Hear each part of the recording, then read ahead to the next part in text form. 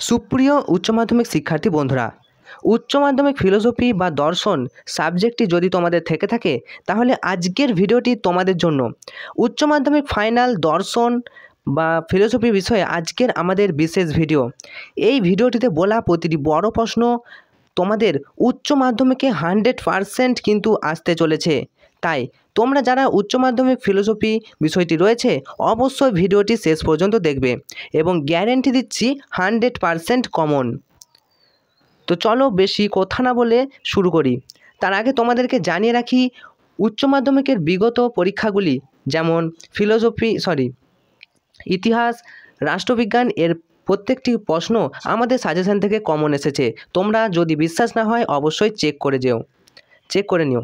ওকে, তো প্রথম প্রশ্ন তোমাদেরকে দেখে নাও। যে সমস্ত প্রশ্নগুলো তোমরা এই শেষ মুহূর্তে অবশ্যই কিন্তু করে যাবে, ভালোভাবে প্র্যাকটিস করে যাবে। প্রথম প্রশ্ন, যেই প্রশ্নটা হচ্ছে মিলের অন্বয় পদ্ধতিটি আলোচনা করো। প্রশ্নটা তোমরা খাতায় লিখে রাখতে পারো, এবছর পরীক্ষায় চলে এসেছে। প্রথম প্রশ্ন, মিলের অন্বয় পদ্ধতিটি আলোচনা করো। তো মিলের পরীক্ষামূলক পদ্ধতি চ্যাপ্টার থেকে এই প্রশ্নটি। তারপরে দেখো, অথবা দিয়ে তোমাদের এরকম কিছু টাইপের আসতে পারে, এটা না আসলেও এরকম টাইপের আসতে পারে। তো একটা দেখে নাও, সমুদ্রের কাছাকাছি জায়গায় প্রচুর নারকেল গাছ জন্মায়, সুতরাং সমুদ্র তীরবর্তী আবহাওয়া নারকেল গাছ জন্মানোর কারণ পদ্ধতিটি ব্যাখ্যা করো। এছাড়া 2 নম্বর প্রশ্ন দেখো, মিলের ব্যতিরেকি পদ্ধতি। মিলের ব্যতিরেকি পদ্ধতিটি কি, এটাও কিন্তু ভালোভাবে প্র্যাকটিস করা যাবে।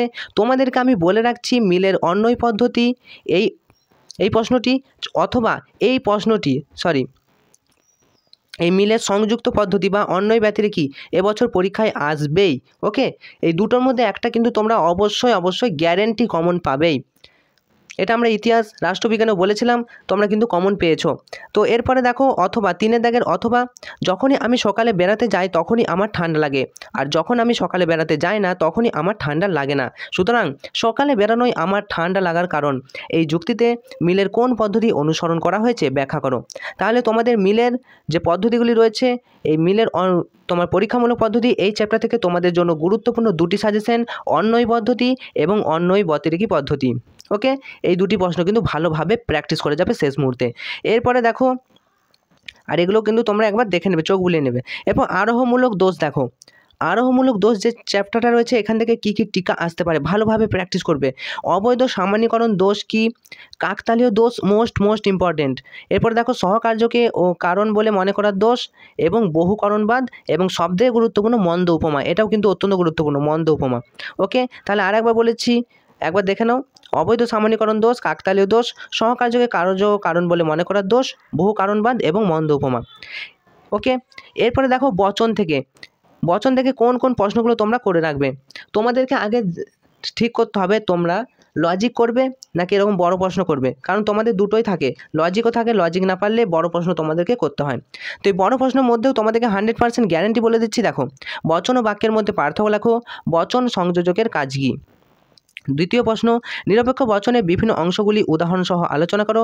ব্যাপ্য ও অব্যাপ্য পদ কাকে বলে, পদের ব্যাপ্যতার নিয়মগুলি উল্লেখ করো। 3 নম্বর প্রশ্ন দেখো, নিরপেক্ষ বচনের গুণ ও পরিমাণ বলতে কী বোঝো, দৃষ্টান্ত সহ নিরপেক্ষ বচনের শ্রেণীবিভাগ করো। অত্যন্ত গুরুত্বপূর্ণ। পরের প্রশ্ন 4 নম্বর প্রশ্ন, এটাও কিন্তু অত্যন্ত গুরুত্বপূর্ণ, দেখে নাও। নিরপেক্ষ বচনে পদের ব্যাপ্যতা বলতে কী বোঝো, 4 প্রকার নিরপেক্ষ বচনে কোন কোন পদ ব্যাপ্য এবং অব্যাপ্য উদাহরণসহ লেখো। 5 দাগ প্রশ্ন দেখে নাও, চতুর্বর্গ পরিকল্পনা, এটাও কিন্তু অত্যন্ত গুরুত্বপূর্ণ, অ্যারিস্টটলের চতুর্বর্গ পরিকল্পনা। 6 নম্বর প্রশ্ন, বচন আকার বলতে কী বোঝো, বচন ও বচন আকারের মধ্যে পার্থক্য কী, বচন কি সত্য বা মিথ্যা হতে পারে। তো এই সমস্ত প্রশ্নগুলো কিন্তু শেষ মুহূর্তে দেখে যাবে, 100% গ্যারেন্টি এখান থেকেই কিন্তু পড়বে। পরের প্রশ্ন দেখে নাও, বচনের বিরোধিতা ও বিরূপতা, এই চ্যাপ্টার থেকে। প্রথম প্রশ্ন, অমাধ্যম অনুমান কি, দৃষ্টান্ত সহকারে মাধ্যম এবং অমাধ্যম অনুমানের পার্থক্য লেখো। দ্বিতীয় প্রশ্ন, আবর্তন কাকে বলে, আবর্তনের নিয়মগুলি, এটা কিন্তু অত্যন্ত গুরুত্বপূর্ণ, আবর্তনের নিয়মগুলো ভালোভাবে প্র্যাকটিস করবে। আবর্তনকে কেন অমাধ্যম অনুমান বলা হয়। 3 প্রশ্ন, সরল আবর্তন ও সীমিত আবর্তনের মধ্যে পার্থক্য লেখো। 4 দাগ প্রশ্ন, এ বচনে আবর্তন সম্ভব নয় কেন, কোন ক্ষেত্রে এ বচনে সরল আবর্তন সম্ভব এবং ও বচনে আবর্তন সম্ভব নয় কেন। ওকে, এ বচনে আবর্তন সম্ভব, এ বচনে সরল আবর্তন সম্ভব, প্রশ্নটি সরি এটা একটু টাইপিং মিস্টেক আছে, এটা একবার দেখে নেবে। এ বচনে সরল আবর্তন এখানে হবে, ঠিক আছে। এ বচনে আবর্তন সম্ভব কিন্তু সরল আবর্তন সম্ভব নয় কেন, আর ও বচনে আবর্তন সম্ভব নয় কেন, এবং এ বচনে সরল আবর্তন কোন ক্ষেত্রে সম্ভব, এটা একটু ভালোভাবে দেখে যাবে। ওকে, তা এটা প্রশ্নটা হচ্ছে সরল আবর্তন। ওকে, পরের প্রশ্ন দেখো 5-এর দাগে, নিষেধমূলক আবর্তন বলতে কি বোঝো? নিষেধমূলক আবর্তন কি বৈধ? 6 দাগের প্রশ্ন, বিবর্তনকে কেন অমাধ্যম অনুমান বলা হয়? বিবর্তনে গুণ ও পরিমাণের দুটি নিয়ম উল্লেখ করো। এরপরে যে সমস্ত নিরপেক্ষ ন্যায়, পরের অধ্যায় দেখো নিরপেক্ষ ন্যায়, এখান থেকে যে সমস্ত টিকাগুলো করবে এক নজরে দেখে নাও। নিরপেক্ষ ন্যায়ের প্রথম যেটা নিরপেক্ষ ন্যায়, নিরপেক্ষ ন্যায় সাধ্যপদ, পক্ষপদ এবং হেতুপদের কাজ ভালোভাবে করে যাবে। এরপরে যেটা তোমাদেরকে বলবো চতুষ্পদ ঘটিত দোষ, এটা অত্যন্ত গুরুত্বপূর্ণ। অবৈধ হেতু দোষ এবং অবৈধ সাধ্য দোষ, এই টিকাগুলো কিন্তু ভালোভাবে প্র্যাকটিস করে যাবে। তো এই ছিল তোমাদের জন্য বিশেষ কম প্রশ্নের মধ্যে বিশেষ কিছু সাজেশন। এই প্রশ্নপত্রটি, এই প্রশ্নগুলি কিন্তু অত্যন্ত গুরুত্বপূর্ণ তোমাদের পরীক্ষার জন্য। আমরা পরবর্তী ভিডিওতে উত্তর সহ আলোচনা করছি, তাই এখনও যারা চ্যানেলটি সাবস্ক্রাইব করোনি, চ্যানেলটি সাবস্ক্রাইব করে ভিডিওটিতে একটি লাইক করে দিও এবং বন্ধুদেরকে প্রচুর পরিমাণে ভিডিওটি শেয়ার করে দিও, কারণ এই প্রশ্নগুলো কিন্তু পরীক্ষায় আসতে চলেছে। এরপরে আমরা দুটি নমুনা প্রশ্নপত্র নিয়ে আলোচনা করব উত্তর সহ।